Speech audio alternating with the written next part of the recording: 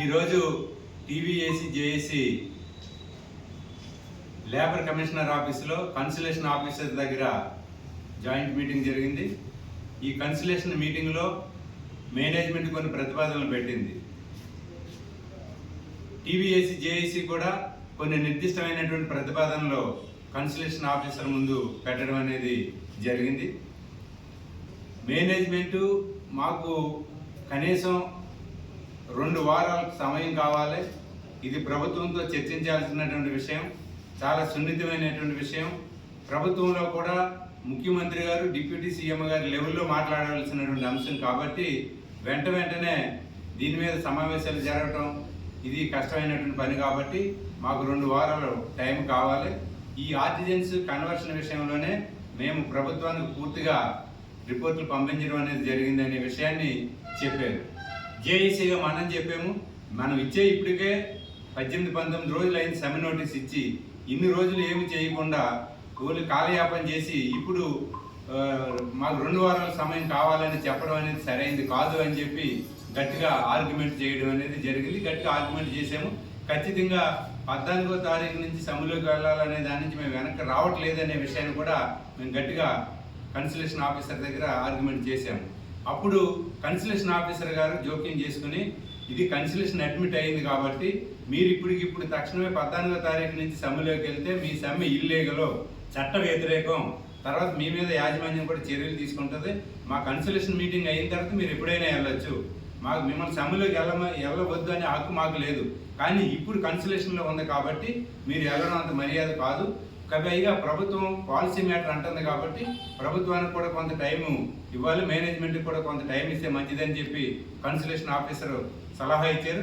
దాని మీద వెంటనే జేఏసీ నాయకులు కూడా అప్పటికప్పుడు మేము సమావేశమయ్యి ఇప్పటికి ఇన్ని రోజులే అయింది, 10 నెలలు అయింది, అయినా ప్రభుత్వం ఇంకా టైం అడుగుతుంది కాబట్టి తాత్కాలికంగా సమ్మెని క్లోజ్ చేయటం లేదు. తాత్కాలికంగా అంటే కన్సలేషన్ ఆఫీసర్ చెప్పినటువంటి విషయాలన్నీ దృష్టిలో పెట్టుకుని తాత్కాలికంగా సమ్మెను వాయిదా వేయడం అనేది జరిగింది. వచ్చే ఈ నెల 23వ తారీఖున కన్సలేషన్ మళ్ళీ 2వ మీటింగ్ ఉంది. ఇది కాబట్టి కార్మికులందరూ కూడా గమనించాలి. ఇది మనం ఏమి వెనక్కి తగ్గలేదు. ఇంకా మరింత సమయం తీసుకుని ఇంకా మనం బలహీనంగా ఉన్నటువంటి 2-3 జిల్లాల్లో కూడా మళ్ళీ మనం బలాన్ని పెంచుకుని ఆ రకంగా ముందుకు వెళ్ళడానికి జేఏసీ ప్రయత్నం చేస్తూ ఉంది. ఇది గమనించాలని చెప్పి విజ్ఞప్తి చేస్తూ ఉన్నాం.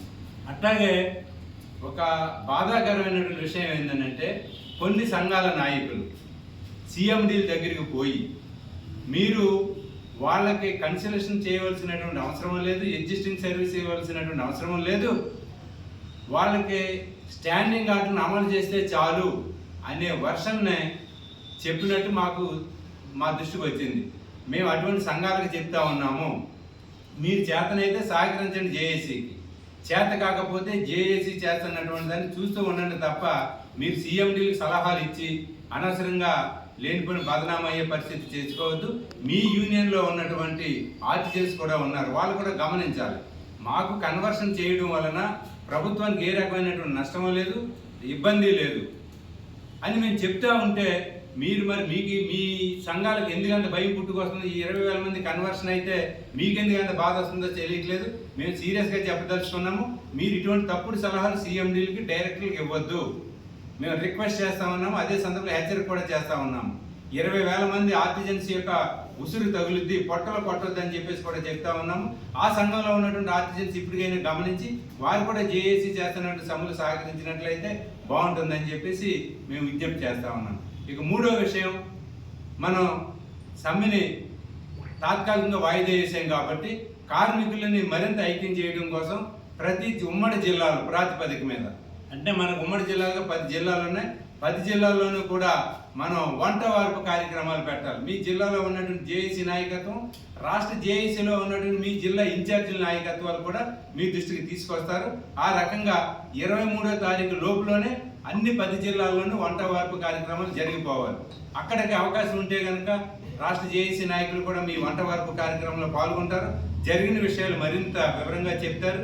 ఆ రకంగా మనం ముందుకు వెళ్ళాలి. ఖచ్చితంగా కన్వర్షన్ సాధించే వరకు మన జేఏసీ పోరాటం చేస్తూ ఉంది. దీని మీద ఏ రకమైనటువంటి ఆధారపడకలతో చట్టానికి లోబడి చట్ట పరిధిలోనే మనం అన్ని చేస్తాం. ఎవరిది కూడా మీరు ఇల్లీగల్ స్ట్రైక్ అన్నించుకోవడానికి మనం సిద్ధంగా లేము. అయితే కొంతమంది విమర్శలు మొదలు పెడతారు. ఇప్పుడు మేము ముందే చెప్పాము, సమ్మె అయ్యింది, సమ్మె చేయరని చెప్పాము. ఇదంతా అబద్ధాలు. సమ్మె చేసి తీరుతాం. మనకు న్యాయం జరగకపోతే ఎంత గొప్ప ప్రభుత్వం మీద అయినా సమ్మె చేయడానికి జేఏసీ సిద్ధంగా ఉంది. దీనిని దృష్టిలో పెట్టుకుని కార్మికులందరూ కూడా జేఏసీకి సహకరించాలని చెప్పి ఈ జేఏసీ రాష్ట్ర జేఏసీ నాయకత్వం మొత్తం మీ అందరికీ కూడా విజ్ఞప్తి చేస్తుంది. Thank you very much.